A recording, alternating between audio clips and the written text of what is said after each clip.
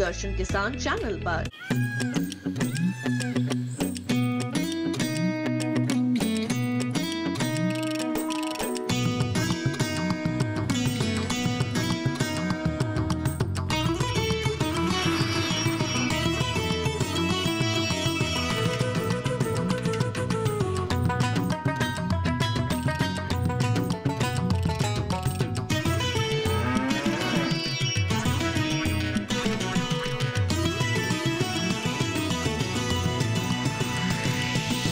DD किसान, बदलते भारत की शान।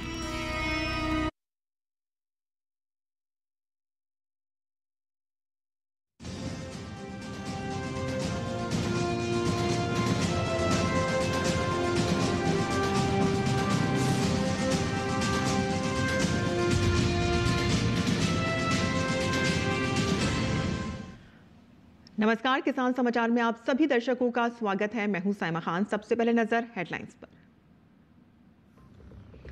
केंद्रीय कृषि मंत्री शिवराज सिंह चौहान की अध्यक्षता में उच्च स्तरीय बैठक का आयोजन।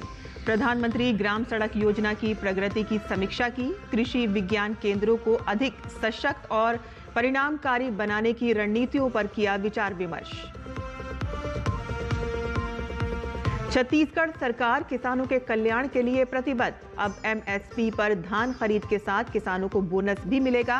तो वहीं किसान समितियों में पंजीकरण कर एग्री स्टेक पोर्टल के माध्यम से धान बेच सकेंगे। 3,100 रुपये प्रति क्विंटल पर होगी धान की खरीद। राजस्थान सरकार की खाद बीज की गुणवत्ता और कालाबाजारी के विरुद्ध जबरदस्त कार्रवाई। जीरो टॉलरेंस नीति को जारी रखते हुए सिटी क्षेत्र में कई स्थानों पर छापेमारी। कृषि आदान विक्रेताओं और निर्माण इकाइयों की भी जांच जारी। मुख्यमंत्री डॉक्टर यादव की अगुवाई में शनिवार को होगा किसान सम्मेलन। भोपाल और नर्मदापुरम संभाग के किसान होंगे शामिल। सम्मेलन में किसानों को भावांतर योजना के संबंध में दी जाएगी जानकारी। और अब समाचार विस्तार से। प्रधानमंत्री नरेंद्र मोदी ने आंध्र प्रदेश दौरे पर लगभग 13,430 करोड़ रुपए की लागत वाली विभिन्न विकास परियोजनाओं का शिलान्यास और उद्घाटन और लोकार्पण किया। प्रधानमंत्री ने जीएसटी बचत उत्सव में आंध्र प्रदेश के लोगों से बढ़ चढ़कर हिस्सा लिए जाने का भी जिक्र किया और साथ ही उन्होंने लोगों से स्थानीय उत्पाद खरीदने की अपील भी की। साथियों, नवरात्रि के पहले दिन से जीएसटी में भी भारी कटौती की गई है। मुझे देखकर बहुत खुशी है कि नारा लोकेश गारू के नेतृत्व में यहां लोग जीएसटी बचत उत्सव को सेलिब्रेट कर रहे हैं। आप इतनी सफलता से सुपर जीएसटी सुपर सेविंग अभियान भी चला रहे हैं। मुझे बताया गया है कि आंध्र प्रदेश लोगों को नेक्स्ट जनरेशन जीएसटी रिफॉर्म से 8,000 करोड़ रुपए से ज्यादा की सेविंग होगी। ये सेविंग्स इस बार त्योहारों का आनंद और बढ़ा रही है। लेकिन मेरा एक आग्रह भी है, हमें जीएसटी बचत उत्सव को वोकल फॉर लोकल के संकल्प के साथ मनाना है। केंद्रीय कृषि मंत्री शिवराज सिंह चौहान ने कृषि भवन नई दिल्ली में एक उच्च स्तरीय बैठक की, जिसमें देश भर के कृषि विज्ञान केंद्रों केवीके को अधिक सशक्त और परिणामकारी बनाने की रणनीतियों पर गहन मंथन हुआ। बैठक में केंद्रीय कृषि मंत्री शिवराज सिंह चौहान ने कहा कि देश भर में वर्तमान में 731 केवीके हैं, जिनके नेटवर्क का विस्तार करने के साथ ही उन्हें छोटे किसानों के हित में मजबूती देना आवश्यक है। शिवराज सिंह चौहान ने कहा कि कृषि विज्ञान केंद्र किसानों तक पहुंच के लिए देश भर में कार्यरत सबसे प्रमुख माध्यम है और इनकी भूमिका तकनीकी प्रसार, प्रशिक्षण एवं कृषि नवाचारों को किसानों तक पहुंचाने में है। शिवराज सिंह ने कहा कि केवीकेस को सरकार की किसान हितैषी नीतियों, कार्यक्रमों और योजनाओं को किसानों की भलाई और उनकी जरूरतों के लिए उनके बीच पहुंचना चाहिए और साथ ही केवीके इंटीग्रेटेड फार्मिंग और प्राकृतिक खेती को बढ़ावा देने के लिए मॉडल बनाकर कार्य करें। उन्होंने प्रशिक्षण, अनुसंधान, विस्तार और कृषि उद्यमिता को बढ़ावा देने के लिए सभी केवीके में एक रूपता लाने के निर्देश दिए। केंद्रीय ग्रामीण विकास और कृषि मंत्री शिवराज सिंह चौहान ने कृषि भवन में उच्च स्तरीय बैठक कर प्रधानमंत्री ग्राम सड़क योजना की प्रगति की समीक्षा की। केंद्रीय मंत्री ने पूर्वोत्तर में कामकाज को लेकर अधिकारियों को दिशा निर्देश दिए और कहा कि वे जल्द ही प्रधानमंत्री ग्राम सड़क योजना सहित ग्रामीण विकास के अन्य विषय जैसे कि मनरेगा, कौशल विकास, राष्ट्रीय ग्रामीण आजीविका मिशन इत्यादि शामिल हैं। सभी को सम्मिलित करते हुए पूर्वोत्तर में ही मुख्यमंत्रियों और राज्य प्रतिनिधियों की सहभागिता के साथ विशेष बैठक करेंगे और बैठक में प्रधानमंत्री ग्राम सड़क योजना के इस वर्ष दिसंबर 2025 में 25 साल पूरे होने के अवसर पर राष्ट्रव्यापी आयोजन को लेकर भी बात हुई।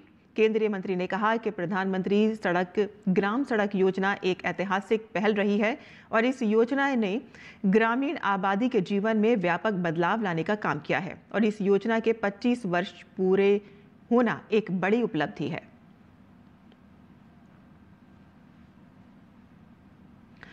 केंद्रीय कृषि मंत्री शिवराज सिंह चौहान ने किसानों की शिकायतों के समाधान को लेकर कृषि भवन नई दिल्ली में उच्च स्तरीय बैठक की। बैठक में उर्वरक, बीज, कीटनाशक, पीएम फसल बीमा योजना, पीएम किसान पोर्टल पर आई शिकायतों पर शिवराज सिंह ने कहा कि कृषि क्षेत्र से जुड़ी सभी शिकायतों के लिए एक ही प्लेटफॉर्म होना चाहिए।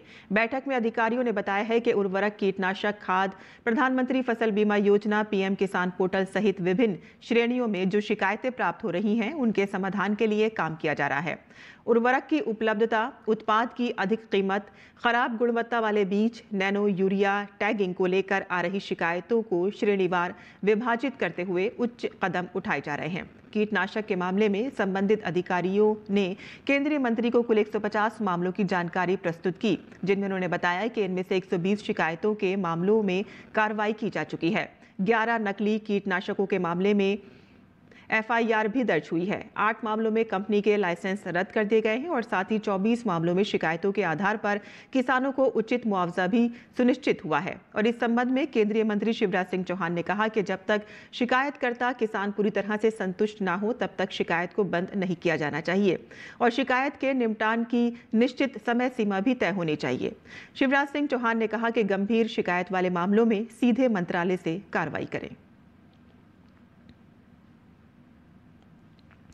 किसानों को उनकी उपज के उचित मूल्य मिल सके और इसके लिए सरकार द्वारा किसानों से उनकी उपज न्यूनतम समर्थन मूल्य यानी कि एमएसपी पर खरीदी जाती है। तो वहीं छत्तीसगढ़ सरकार द्वारा किसानों को एमएसपी पर धान खरीद के साथ ही बोनस भी दिया जा रहा है। धान की खरीदी 3,100 रुपये प्रति क्विंटल की दर पर की जाएगी। धान उपार्जन का कार्य 15 नवंबर 2025 से 31 जनवरी 2026 तक किया जाएगा और इस वर्ष भी प्रति एकड़ अधिकतम 21 क्विंटल धान खरीदा जाएगा। छत्तीसगढ़ में धान खरीद का संपूर्ण कार्य छत्तीसगढ़ राज्य सहकारी विपणन संघ के माध्यम से किया जाएगा। प्रदेश के सभी जिलों में विगत वर्ष संचालित 2,739 खरीदी केंद्रों और नए स्वीकृति केंद्रों के माध्यम से खरीदी होगी और इसके साथ ही 55 मंडियों और 78 उप मंडियों का उपयोग धान उपार्जन केंद्र के रूप में किया जाएगा। धान खरीद के लिए आवश्यक साख सीमा की व्यवस्था मार्कफेड द्वारा की जाएगी ताकि किसानों को समय पर भुगतान में कोई विलंब ना हो। प्रदेश में धान उपार्जन प्रक्रिया पूरी तरह से कंप्यूटरीकृत एवं पारदर्शी होगी। किसान अपने निकट समितियों में पंजीकरण कर एग्री स्टेक पोर्टल के माध्यम से धान विक्रय कर सकेंगे। जीएसटी सुधार से किसानों को भी बड़ी राहत मिली है। कृषि कार्यों से जुड़े उपकरण सस्ते हो गए हैं जिससे किसानों को कम मेहनत में ज्यादा लाभ मिल रहा है। मैं एक किसान हूँ। मेरे पास पुराना ट्रैक्टर था, उसको बेच करके अभी सरकार ने जो जीएसटी कम किया है उसकी वजह से जो है 40-50 हज़ार का फ़ायदा हो रहा था। तो हमने इस दिवाली पे नया ट्रैक्टर लेने का प्लान किया है और आज नया ट्रैक्टर ले जा रहा हूँ।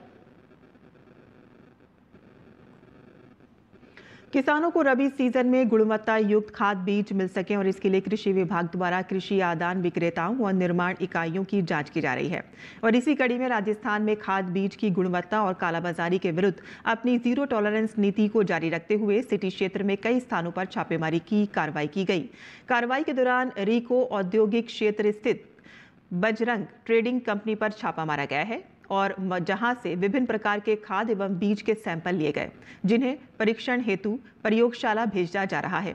और इसके साथ ही उदयी मोड़ पर स्थित धर्मेंद्र ट्रेडिंग कंपनी में संचालक के अनुपस्थित होने के कारण गोदाम को सीज किए जाने की कार्रवाई की गई है। कृषि मंत्री के साथ विभागीय कृषि अधिकारियों की टीम मौके पर मौजूद रही, जिन्होंने स्टॉक, बिल, रजिस्टर और खरीदी रिकॉर्ड और भंडारण की स्थिति की विस्तृत जानकारी की।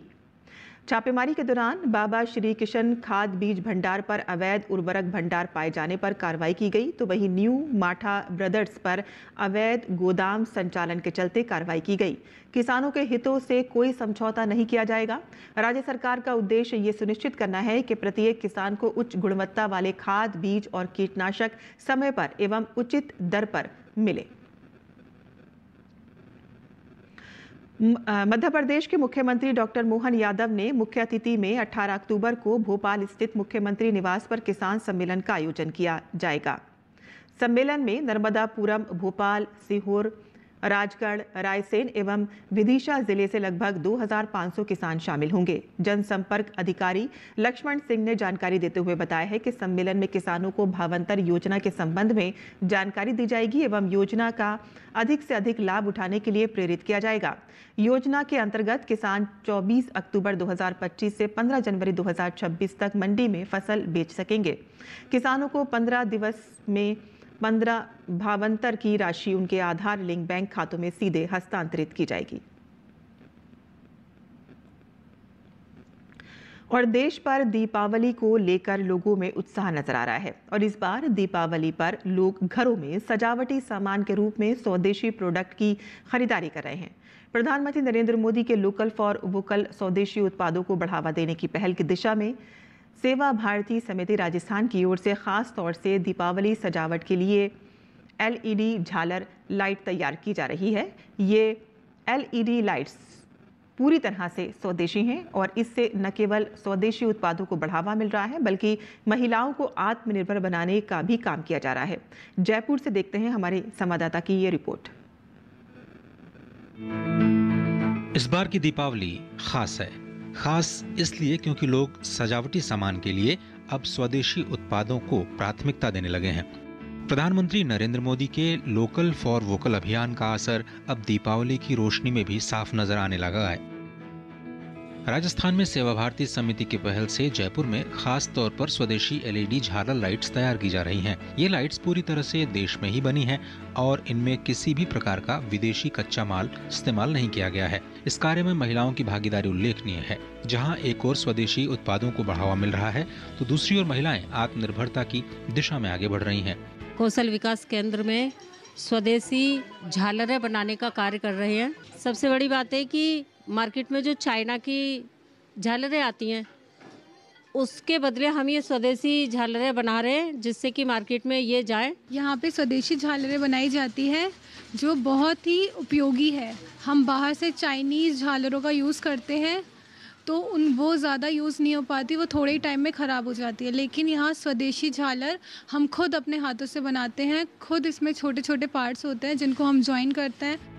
सेवा भारती समिति के सेवा सदन जयपुर के कार्यालय सचिव धर्मचंद्र जैन ने बताया कि स्वदेशी उत्पादों को बढ़ावा देने के लिए दीपावली के अवसर पर स्वदेशी झालर लाइट्स तैयार कर महिलाओं को आत्मनिर्भर बनाया जा रहा है। जयपुर समेत देश भर में करीब 10 जिलों में ये प्रशिक्षण कार्य चल रहा है जिसमें महिलाओं को प्रशिक्षित भी किया जा रहा है और LED लाइट तैयार कराई जा रही है।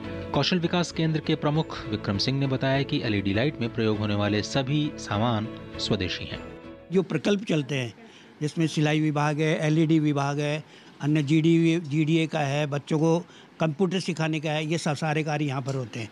LED का विशेषकर यहाँ की जो बहनें हैं, अपने कच्ची बस्ती में से जो बहनें आती हैं उनको हम ये कार्य सिखाते हैं और सिखाने के पश्चात इनको कार्य भी देते हैं। कार्य की जो भी पैसा इसका मानदेय होता है वो मानदेय भी हम इनका भुगतान करते हैं और ये करीबन 5-6 साल से बराबर हमारा ये कार्य चल रहा है। यहाँ जो बस्ती की महिलाएँ जो वास्तव में जिनको रोजगार की आवश्यकता है उन महिलाओं को हम LED बनाने का प्रशिक्षण देते हैं। 15 से 20 दिन में वो सीख करके तैयार हो जाती हैं। उसके बाद में हम उनको कच्चा सामग्री उपलब्ध कराते हैं और वो यही कार्य अपने घर पर भी करती हैं और इससे उनको स्वरोजगार भी मिलता है और वो महीने में 8 से 10 हज़ार रुपये आसानी से कमा लेती हैं। इनसे उनके परिवार को काफ़ी संबल मिलता है। यहाँ पर जो बनी हुई लड़ियाँ हैं उनका उपयोग करें। दीपावली के अवसर पर अधिकाधिक अपने घरों पर लगाएं तो आपके घर के साथ साथ जो अन्य गरीब परिवार हैं उनके घर भी रोशन हो सकेंगे। LED लाइट है ये और इसके अंदर क्या होता है कि ये जैसे छोटी अपनी दिवाली की जैसे चाइना वाली में तो क्या होता है, बल्ब होता है, ये एमिटिंग डायोड है, LED लाइट एमिटिंग डायोड। तो ये इस तरह से है कि ख़राब नहीं होती है। करीबन इसकी 10 से 12 हज़ार घंटे की लाइफ होती है अगर लगातार भी चलाएं तो इसके मतलब सारा यहीं सिखाया जाता है। सेवा भारती समिति की यह पहल दीपावली को न सिर्फ रोशन कर रही है बल्कि देश के हर कोने में आत्मनिर्भर भारत की भावना को भी उजागर कर रही है। जयपुर से दूरदर्शन समाचार के लिए हनुमंत सिंह चारण की रिपोर्ट। और दिल्ली में दिवाली की खरीदारी के लिए बाजारों में काफी रौनक देखने को मिल रही है। पीएम मोदी के स्वदेशी उत्पादों को बढ़ावा दिए जाने के आह्वान पर लोग काफी संख्या में स्वदेशी उत्पादों की खरीदारी में रुचि दिखा रहे हैं। इस त्योहारी मौसम में स्वदेशी उत्पादों को लेकर लोगों में उत्साह का माहौल है। देखिए इस मौके पर डीडी न्यूज की संवाददाता अंकित मिश्रा की ये खास रिपोर्ट। जब बात त्योहार की होती है तो सबकी नज़र एक जगह पर जा टिकती है कि इस बार शॉपिंग अगर आप करने जाते हैं तो क्या कुछ नया खरीद के लाते हैं। और ऐसे में प्रधानमंत्री नरेंद्र मोदी ने साफ तौर पर कहा है कि स्वदेशी के लिए भारत को आगे बढ़ना चाहिए, स्वदेशी प्रोडक्ट को लगातार लोगों तक पहुंचाना चाहिए। और इसी के लिए हम इस समय मौजूद हैं इसी एक खादी इंडिया के शॉप को आप देख पा रहे हैं, जहां वो तमाम जो प्रोडक्ट हैं जो आप अपने निजी जीवन में इस्तेमाल करते हैं वो आपको यहाँ मिल जाएंगे। और तमाम ग्राहक जो हैं अलग अलग जगहों से निकल कर आ रहे हैं, क्या कुछ खरीदते हैं और स्वदेशी को कैसे अपने घरों तक पहुँचाते हैं। आज इसी पर बात करने के लिए कुछ लोग भी हैं। मैम, आपने बहुत हर्बल प्रोडक्ट खरीदा है, मेहंदी खरीदी है, स्वदेशी को लेकर आप लोग कैसे देखते हैं? ये बिना मिलावटी के है और मैं सोचती हूँ कि अपने देश पे जो सामान बन रहा है और जो मोदी जी के नेतृत्व में बन रहा है वो बिना मिलावट के ही होगा, प्योर होगा और हम इसे काफ़ी टाइम से यूज़ कर रहे हैं। सर ने भी बहुत सारी शॉपिंग की, सर एक बार जरा दिखाइए। बहुत कुछ खरीदा हुआ है सर आपने, क्या क्या है सर इसमें? सब कुछ केमिकल फ्री है, बाहर सब कुछ आपको साबुन में हर चीज़ में केमिकल मिलेगा और यहाँ पे ये सब हेल्दी प्रोडक्ट्स कहेंगे हम इनको। हाँ, ये एक अच्छी सोच है बिकॉज़ हमारे देश का हम क्या कर रहे हैं कि आधुनिकता की दौड़ में बहुत ज़्यादा महंगी चीज़ें ले लेते हैं जो फैंसी हैं, उन चीज़ों की तरफ आकर्षित हो रहे हैं। लेकिन हमारे देश में ही इतनी अच्छी चीज़ें मिल रही हैं और तो हमारे देश के अपने लोगों का भी फ़ायदा होना चाहिए ना। सर, बहुत गर्व होता है और जिस तरीके से इस देश में स्वदेशी के लिए और अपनी चीज़ों के लिए जो बोध होने लगा है आज के दिन में, लगता है कि हाँ सच में हिंदुस्तानी होने का बहुत गर्व है। और इसके लिए सिर्फ एक व्यक्ति से नहीं, ये एक विचारधारा थी जिसको प्रमोट करने का काम हमारी सरकार के लोगों ने किया है और ख़ास करके प्रधानमंत्री जी ने किया है। स्वदेशी जो चीज़ है वो अच्छी तो होती हैं, कोई मिलावट नहीं होती, बिल्कुल प्योर होती हैं। बच्चों को भी ये लगता है कि खाने में जैसे कि प्योरिटी होनी चाहिए। अच्छी बात यह है कि स्वदेशी को प्रमोशन मिलना चाहिए और इसी वजह से लगातार जो लोग हैं उनकी जो भीड़ है वो इस त्योहारी सीजन में आप यहाँ पर देख पा रहे हैं। कैमरा पर्सन राधे कृष्ण के साथ अंकित मिश्रा, दिल्ली, डीडी न्यूज़। और किसान समाचार में आइए जान लेते हैं देश भर की मंडियों का भाव।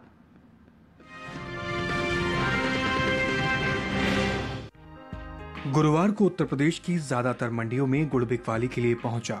हाजिर भाव को देखें तो 16 अक्टूबर को ज्यादातर मंडियों में गुड़ के सौदे स्थिरता के साथ हुए। वहीं कुछ मंडियों में इसके दामों में तेजी देखी गई। एग मैग्नेट के मुताबिक आंध्र प्रदेश की चित्तूर मंडी में 15 अक्टूबर को गुड़ की कीमत थी 3,500 रुपए। 16 अक्टूबर को इसके भाव में कोई फेरबदल देखने को नहीं मिला और भाव 3,500 रुपए पर बना रहा। कर्नाटक के शिमोगा मंडी में भी गुड़ की कीमतें समान स्तर पर टिकी रहीं। यहाँ दोनों दिन यानी 15 और 16 अक्टूबर को गुड़ का भाव 4,550 रुपए पर बना रहा। इसी तरह उत्तर प्रदेश की शामली मंडी में गुड़ के दामों में कोई बदलाव देखने को नहीं मिला। यहाँ 15 अक्टूबर को इसका भाव रहा 4,250 रुपए, जो कि 16 अक्टूबर को भी 4,250 रुपए पर टिका रहा। वहीं उत्तर प्रदेश की फिरोजाबाद मंडी में गुड़ की कीमत में मजबूती देखने को मिली। 15 अक्टूबर को यहां गुड़ 4,350 रुपए पर बिका। 16 अक्टूबर को इसके सौदे 120 रुपए चढ़कर 4,470 रुपए पर हुए। उत्तर प्रदेश की टूंडला मंडी में इस दौरान गुड़ के भाव में भी बढ़त दर्ज की गई। यहां 15 अक्टूबर को गुड़ का दाम था 4,100 रुपए।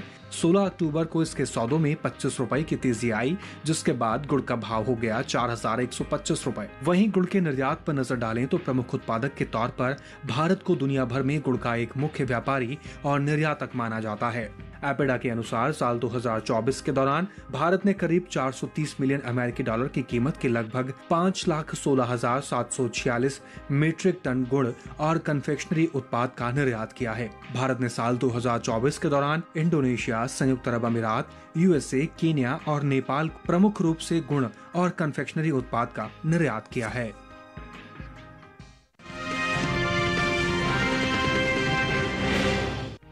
कृषि उपज मंडियों में लहसुन की आवक अच्छी बनी हुई है। गुरुवार को ज्यादातर मंडियों में लहसुन का कारोबार सुस्ती के साथ हुआ, जबकि कुछ मंडी में इस दौरान लहसुन के भाव स्थिर रहे। एग्मार्कनेट के मुताबिक पंजाब की जलालाबाद मंडी में लहसुन के कारोबार में भारी कमजोरी देखने को मिली। यहाँ 15 अक्टूबर को लहसुन का भाव था 7,000 रुपए। 16 अक्टूबर को लहसुन का भाव 1,000 रुपए लुढ़क कर भाव 6,000 रुपए पर हो गया। उत्तर प्रदेश की खैर मंडी में भी लहसुन के सौदे सुस्ती के साथ हुए। यहाँ 16 अक्टूबर को लहसुन का भाव 200 रुपए गिरकर 5,000 रुपए से 4,800 रुपए पर आ गया। उत्तर प्रदेश की बदायूं मंडी में गिरावट का सिलसिला जारी रहा। 15 अक्टूबर को लहसुन का भाव रहा 5,880 रुपए। 16 अक्टूबर को इसमें 10 रुपए की मामूली नरमी आई और भाव 5,870 रुपए क्विंटल पर आ गया। वहीं राजस्थान की कोटा मंडी में इस दौरान लहसुन के भाव स्थिर रहे। यहाँ दोनों दिन यानी 15 और 16 अक्टूबर को लहसुन का भाव 6,000 रुपए पर बरकरार रहा। लहसुन के निर्यात को देखें तो इस साल देश से होने वाले लहसुन के निर्यात में कमी देखने को मिली है। भारतीय मसाला बोर्ड के ताज़ा आंकड़ों से ये साफ जाहिर होता है कि लहसुन का निर्यात साल 2024-25 में घटकर 43,959 टन का हुआ है, जबकि बीते साल इस दौरान लहसुन का निर्यात रहा था 73,950 टन।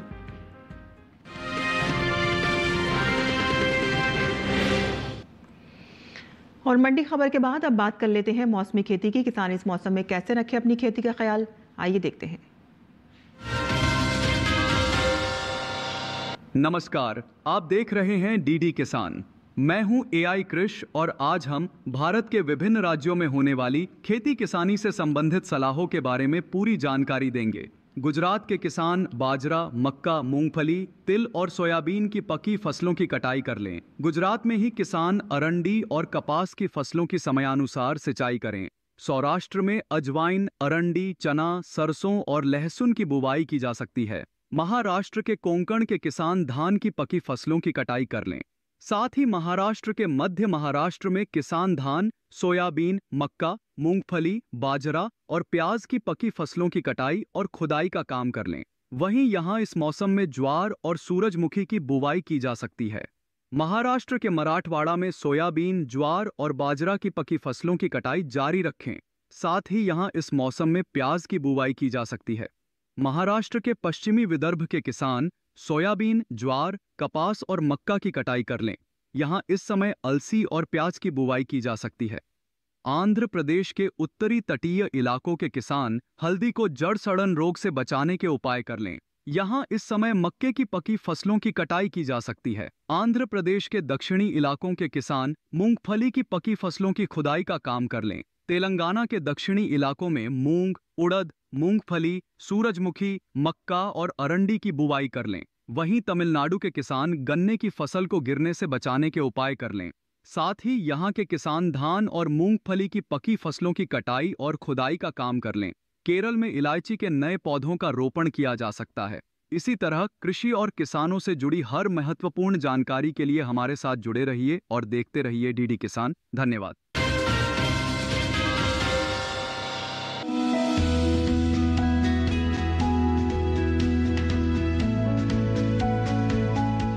टमाटर के लिए जीवांश वाली बलुई दोमट और दोमट मिट्टी इसके लिए ज्यादा उपयुक्त होती है।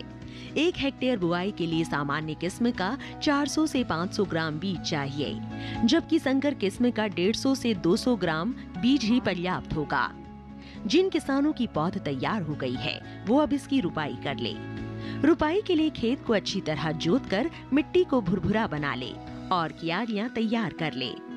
हर क्यारी 0.75 मीटर चौड़ी और जरूरत के हिसाब से 5 से 10 मीटर लंबी हो सकती है।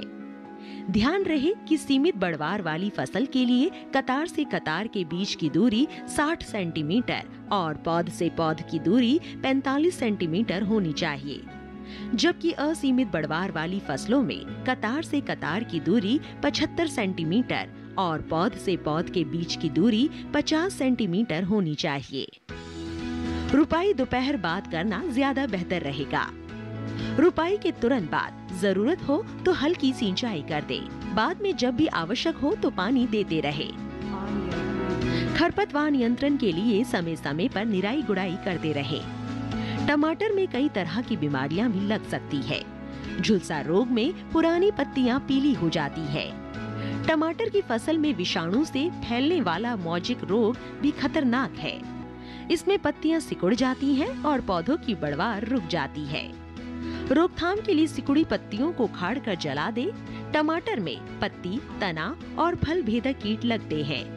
इससे ग्रसित पत्तियां गिर जाती हैं। रोकथाम के लिए विशेषज्ञों की सलाह पर उचित दवाओं का छिड़काव करें।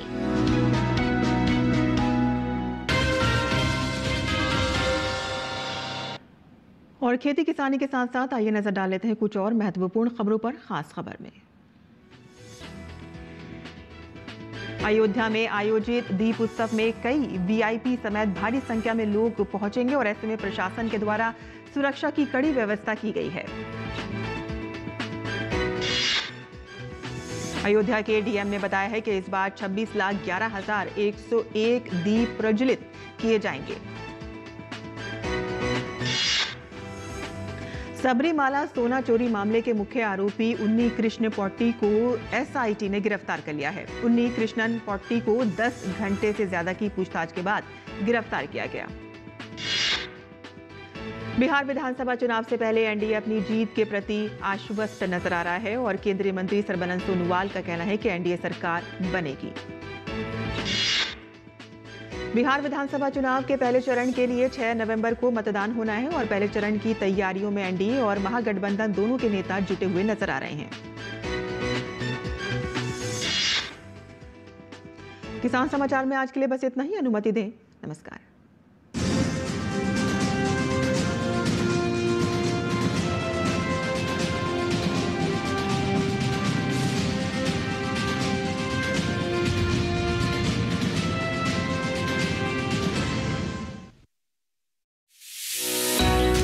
महाराष्ट्र के किसानों की सोच सफलता की ओर।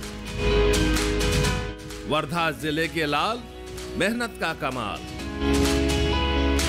वायगांव हल्दिया में हल्दी की खास खेती। जीआई टैग से किसानों को मिली खास पहचान। इस रविवार वायगांव के किसानों की कहानी मंडी.com सिर्फ डीडी किसान पर सुबह 8:30 बजे और शाम 5 बजे। इसी वक्त दिल्ली की जानिब लौट जा और सुल्तान शमशुद्दीन अल्तमश की सल्तनत संभाल। रजिया अदलो इंसाफ से सल्तनत करेगी। सुल्तान को जश्न ताजपोशी मुबारक। रजिया खातून दरबार में वारिद हो रही है। तेरे भाई फिरोज शाह ने हमारी मासूम बेटी को अपने नापाक हरम में तलब किया है। तो अल्तमश को अल्लाह की बख्शी हुई एक नेमत है। एक मुजरिम को कैद से छुड़ा ले जाना संगीन जुर्म है। तेरी मौत हूँ मैं, मेरा इंतजार कर। मेरी मासूम बेटी की आबरू लूट ली एक जालिम ने। बता कौन जालिम है वो? ये जालिम याकूत। ये तहमत मेरी मौत की साजिश है। सैटरडे नाइट में फिल्म रजिया सुल्तान 18 अक्टूबर रात 8 बजे डीडी नेशनल पर। प्रभु श्री राम के कार्य से तुम्हें लंका जाना है हनुमान। माता सीता का पता लगाना है। ये सागर भी तुम्हें नहीं रोक सकता है। बचा लो अपनी शक्तियों को, जागृत करो उन्हें। मैं लंका के सम्राट दशानन रावण का छोटा भाई विभीषण। आप कौन हैं और कहां से आए हैं? मैं किष्किंधा से आया हूँ। मैं यहाँ माता सीता का पता लगाने के लिए आया हूँ। प्रभु श्री राम के भार्य हैं माता सीता, जिन्हें आपका भाई रावण कपट पूर्वक हर के यहाँ लंका में ले आया है। काक भुशुंडी रामायण सोमवार से शुक्रवार शाम 7 बजे, पुनः प्रसारण सुबह 9 बजे डीडी नेशनल पर। हाईटेक खेती से सशक्त हो रहा है किसान।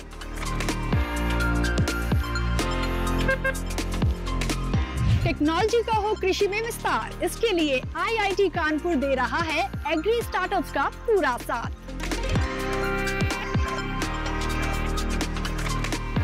कृषि में युवाओं की भागीदारी से देश में बढ़ रहा है रोजगार।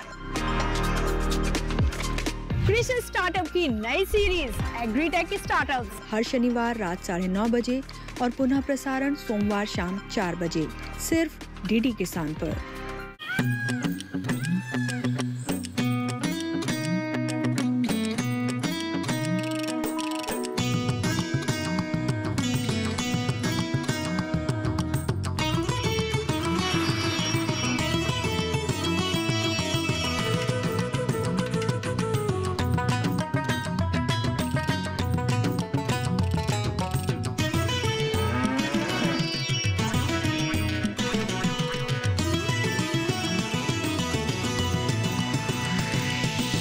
डीडी किसान, बदलते भारत की शान।